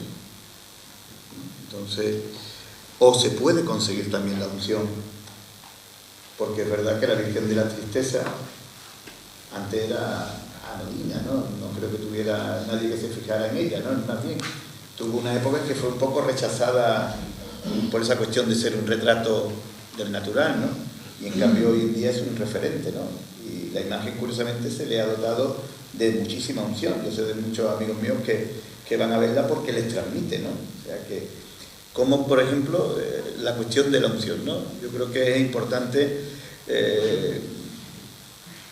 o un vaso sagrado, ¿no? O sea que es verdad, no solamente una imagen en sí, ¿no? O sea, tú puedes ver una ceremonia religiosa. Hablabas antes, por ejemplo, como en tiempos de crisis hemos recurrido a los altares, ¿no? Hemos vuelto a conseguir que las imágenes con una determinada luz, con una determinada montaje efímero, ¿no?, la imagen tenga quizás hasta más devoción que ha podido llegar a tenerla en otros momentos de la historia, ¿no? Entonces yo creo que esa es la cuestión. Yo creo que para ir terminando la cuestión de la unción, ¿no? Yo creo que esto es como el flamenco del duende, ¿no? ¿Está o no está? ¿Se puede conseguir? Es la pregunta más difícil que has hecho. Sí. Es la más difícil. Claro, sí. Con diferencia. Pero yo muy breve, y dejo a los compañeros. Creo que la unción es relativa. Los cristos románicos tenían una gran unción y sin embargo después los enterraron en los huertos porque ya no tenían unción, ya no respondían. Es decir, que todo es variable. Y el primer crucificado de la historia del arte que conocemos hoy día es Cristo en la cruz, desnudo, vuelto de espaldas y con cabeza de asno. Y eso no es un insulto, ni muchísimo menos. Es necesario. Me explico. Una imagen del siglo II es un graffiti que está en la Domus Aurea, en el recinto palatino del emperador Nerón, y que, bueno, no parece una obra artística, sino hecha por alguien sin pericia ninguna. Es un graffiti en la pared que refleja muy claramente, ya digo, esa iconografía. ¿Qué es lo que sucede? Pues muy sencillo. Los dioses paganos tenían formas de animales. Y cada dios pagano una forma de animal y unas condiciones que correspondían a ese dios y no a otro. Eran politeístas y, por ejemplo, el dios pagano con forma de asno era un dios que garantizaba la justicia, la cohesión y la paz social. Propiedades que correspondían a Cristo en aquel momento. Fijaros bien, ¿qué es lo que hacen? El nuevo cristiano, que no tienen un código de imágenes, porque en el siglo I no hay imágenes, en el segundo tampoco, un grafiti no es una imagen propiamente dicha, ¿qué es lo que hacen? Asociar las cualidades de Cristo a los dioses conocidos, para que quien no conozca a Cristo sepa que el que está en la cruz es ese Dios. No les importa que se llame de un modo o de otro, es el mismo Dios. Bueno, el mismo principio que pasará después en México, cuando los franciscanos puedan convencer a la población local que no hay que sacrificar a un joven sacándole el corazón, porque ya hubo otro joven que dio su vida por todos nosotros y para siempre. Lo asimilan y, por lo tanto, generan ese proceso de aculturación religiosa también. Bueno, pues la unción tiene mucho que ver con todo esto, con la construcción religiosa, indudablemente. Y con la cultura. No es lo mismo. Mirad, yo voy a sacar un tema que puede ser, y si os lo dejo, un tema que puede ser complicado.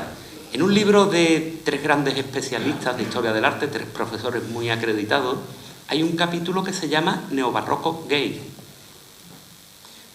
Sí, son tres historiadores del arte, de universidades andaluzas, los 3 de un grandísimo nivel, y creo que tienen razón en los que exponen. Porque hay una serie de escultores y de promotores que quieren verse reflejados en las imágenes. Y ellos, pues, forman parte de un, digamos, un mundo que quieren ver reflejado ahí. ¿Por qué? ¿Por qué Cristo tiene que excluirlos a ellos? ¿Vale? Lo podemos entender con la mentalidad del siglo XXI. Otra cosa es que las imágenes que están haciendo, que algunas parece que están en la sauna, a mí me chocan. A mí me chocan. Porque se puede aludir a un motivo que te incluye sin irse a lo grotesco, ¿no? Pero bueno, el caso es que eso se puede entender con la mentalidad del siglo XXI. Si la ponemos con las de mi abuelo, no le van a rezar a esa imagen nunca. Absolutamente nadie. Hoy día, sin embargo, hay gente que le reza y que se ven reflejados ahí. Para ellos tienen unción. Luego la unción para mí es muy relativa y os lo dejo a ustedes. También, claro. Romero Zafra. Sí, además creo que el estudio empezó... Sí, empezó con él, efectivamente. Sí, el estudio empezó con Romero Zafra. Tenemos, que no lo ustedes, pero la Santa Teresa que está en el Santo Ángel, a mí me recuerda a todo menos una Santa Teresa. Pues yo mi imagen de Santa Teresa es chiquitita, gordita, fea, porque la pobre era fea, casi la describieron. Sí. ¿Y qué es lo que ha hecho este hombre? Una señora que desfila por una pasarela casi. Es decir, que hay gente que le llama la devoción, pues seguramente, porque hoy en día, pues, como todo el concepto artístico, ha ido avanzando. No es lo mismo las imágenes del misterio de la cigarrera que se hicieron en el 17, que están en San Lucas, que eran feas, con grano, con cosas, para que la gente las rechazara, a las que tiene hoy de Navarra Arteaga, que están mazados. Vamos a hablar rápido. El problema de la unción, ¿cuál es? Caso personal. Voy a hablar desde mi interior. Yo, por ejemplo, una imagen que yo vea que casi que es una foto, a mí no me llama la devoción. Es decir, yo tengo que ver una cierta idealización en la imagen. Es decir, yo, por ejemplo, la Virgen esta que hay en el Santo Ángel Huaco, la de los lagrimones, no me acuerdo ahora mismo cómo se llama, será una obra artística buenísima, pero a mí no me invita a rezarle, porque yo al final no le veo cara de virgen, vamos a decirlo así. Es decir, a lo mejor pues hay gente que le tenga mucha devoción, pero a mí no me llama eso, porque yo tengo el concepto que tengo yo de imagen religiosa, al final está un poco idealizado, que se parezca a mí, pero no tiene que ser igual. ¿Sabes? Lo mismo pasa, el Cristo de la Buena Muerte que se hizo tiene unción porque no es un hombre muerto directamente en un sudario sobre la Virgen, tiene su idealización, porque entre otras cosas si no estaría cubierto de sangre. Entonces, esa corriente hiperrealista, o los Cristos de Miñarro, sindónicos, que están artísticamente en una perfección, pero también, por ejemplo, ese Cristo que hizo de Córdoba, creo que es, ¿no? La Buena Muerte de Córdoba, oye, está muy bien como estudio anatómico, pero para mi gusto le falta una... Es difícil rezar. Exactamente, no es lo mismo que pasa con el Cristo de la Humildad del Cerro, que ahí sí está un poco más idealizada la cosa y, oye, y en cierta manera, pues dices tú, pues sí, le puedo rezar con tranquilidad. Pero esto es el caso personal, ¿eh? No estoy hablando, no lo hablo como concepto, sino es la percepción mía propia, que si tú le quitas cierta idealización a la imagen, pierde, porque ya la ves tan cercana que no es como algo que está ahí superior a ti, que le falta ese punto de mediación, vamos a decirlo así. No sé qué pensáis ustedes. Muchísimos expertos del arte han llegado a esa conclusión. Muchos. Han llegado a la conclusión de que hace falta un punto de idealización para que puedan cumplir con esa función. Ahora, ¿qué punto? Ese es el que varía según las épocas. Es el que varía. Y hay que encontrarlo cada vez que cambiamos la mentalidad y que cada vez que cambiamos la estética. Por eso es tan difícil, claro. Bueno, y quizá todavía más difícil lo tiene Antonio, ¿no? Mucho más. Tiene que conseguir la unción. Es que yo creo que en realidad, mira, tanto en mi caso como en muchos de los vuestros, hay hermandades que vienen de herencia, con lo cual, aunque la Virgen o el Cristo no tuviese esa unción que llamamos, es el reflejo de tu infancia, de tus padres, de tus abuelos, y ya con eso tiene mucha más que unción. Y después, la hermandad que uno elige, porque un día se la cruza por la calle o viene un amigo o lo que sea, y entonces te llama. Para mí la unción es, por describirlo de una forma sencilla y fácil, que la imagen me dé pellizco. A mí hay imágenes del 18 maravillosas, pero a mí no me dan ese pellizco. Porque también muchas veces intentamos o llevamos al error de que ni todo lo nuevo es malo, ni es bueno, ni todo lo antiguo es bueno, ni es malo. Entonces, para mí, igual que una cantante, un cantante, o una película, o un determinado evento, o una determinada fiesta, donde hay pellizco que a mí me motive y me entre se me ponga la carne de gallina, ahí yo encuentro la unción. Independientemente de que a lo mejor para ti lo tiene, o para otro no, o para otro sí.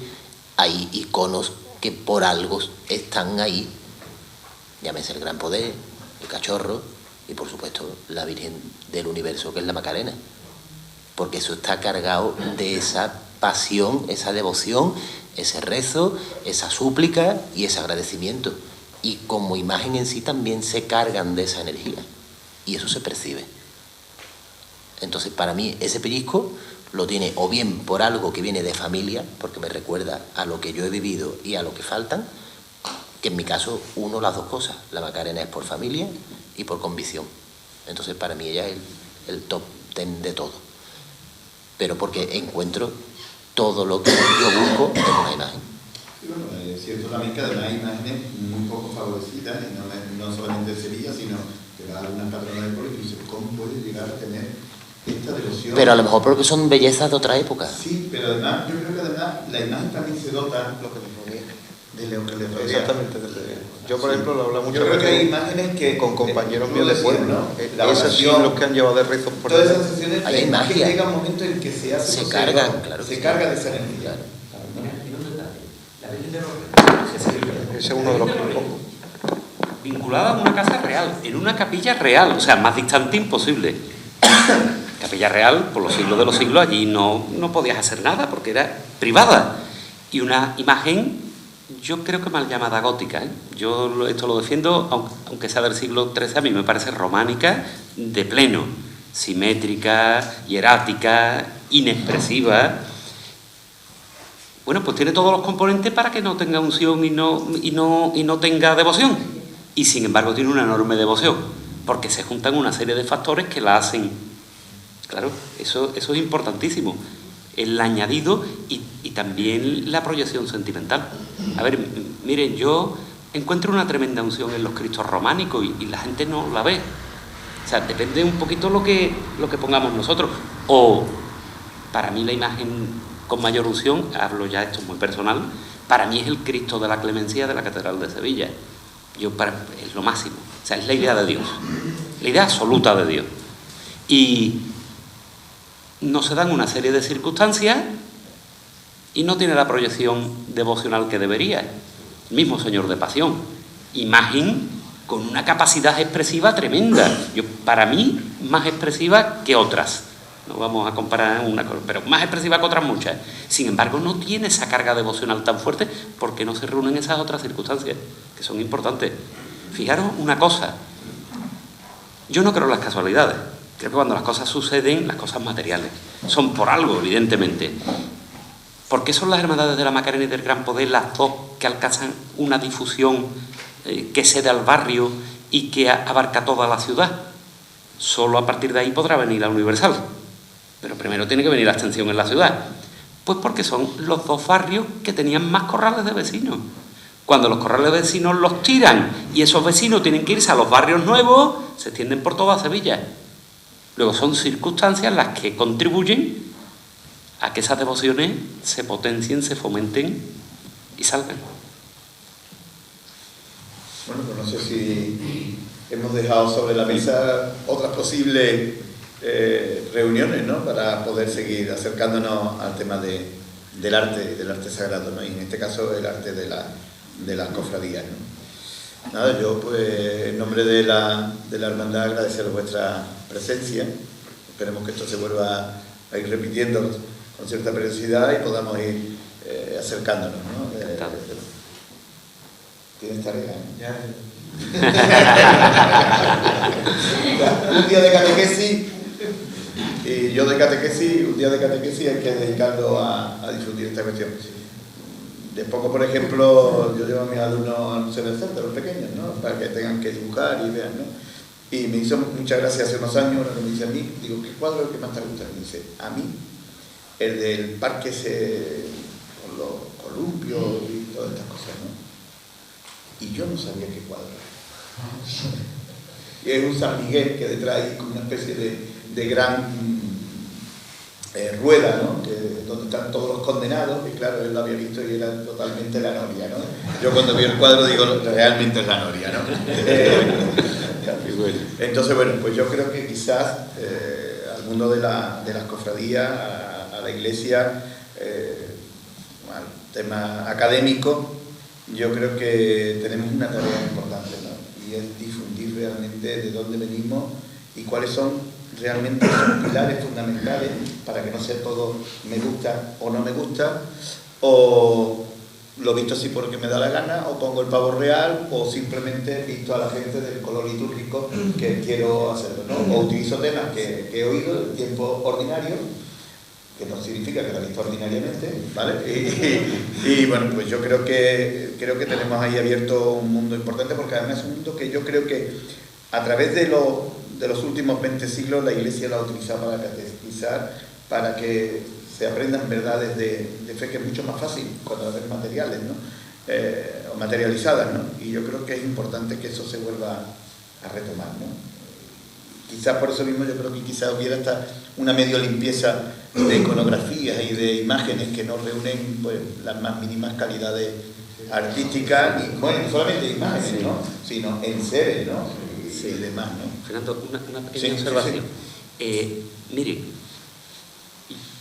creo, o estoy seguro, que no hay más de 5 o 6 instituciones que hayan conseguido pasar una era. Es decir, una institución establecida, medieval, que haya llegado a época moderna y haya subsistido.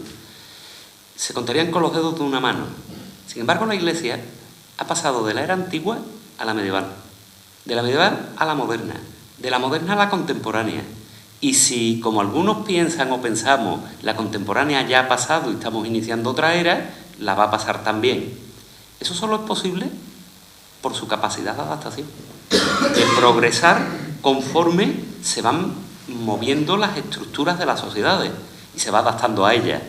Es decir, que aunque no lo veamos, porque en el tiempo presente nuestros muchos años de vida son muy pocos en la historia de las culturas y de las civilizaciones, y nosotros no vemos los cambios, pero la Iglesia va cambiando para seguir adaptándose.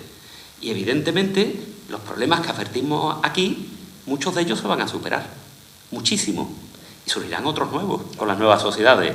Y iremos, pues, nosotros ya no lo veremos, pero iremos cambiando, y evidentemente esta dinámica de la imagen, de los símbolos, del comunicado, de lo que necesitamos, de lo que no tenemos, pues se adaptará y seguirá y seguirán las cofradías. Y seguirán las cofradías. Bueno, pues muchísimas gracias y buenas noches. Muchas gracias a todos.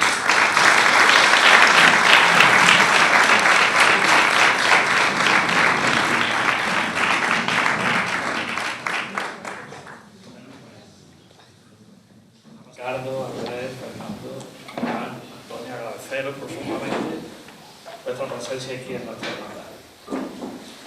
Sobre todo porque sois colaboradores nuestros en muchos aspectos, y me he dado cuenta de que esto necesita más hay muchas cosas que pueden surgir de aquí, ¿no? Solamente en 1 hora y media se resume, no se puede resumir tanto como se puede dar. Yo os invitaría, pues, si es posible en otra ocasión, pues seguir hablando en el tema. Yo quisiera, desde el punto de vista del mayor, agradeceros vuestra labor para con la noche. El tiempo, que sé que es muy preciado para vosotros, que dedicáis a nuestra manera. Y quería que os llevarais un recuerdo, cada uno de vuestro paso por aquí, como signo de nuestro agradecimiento. Es una simple fotografía para que tengáis